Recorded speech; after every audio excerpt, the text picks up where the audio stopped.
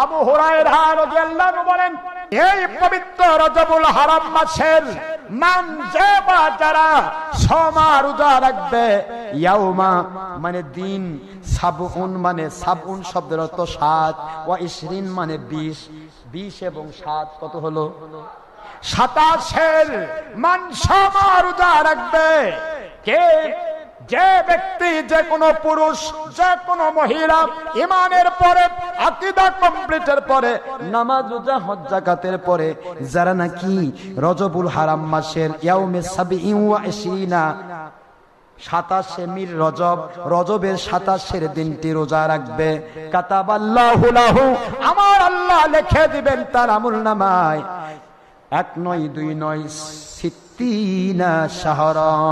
7 মাস একাধারে রোজা রাখলে যে সওয়াব হয়, এর চাইতে উত্তম বদলা আমার আল্লাহ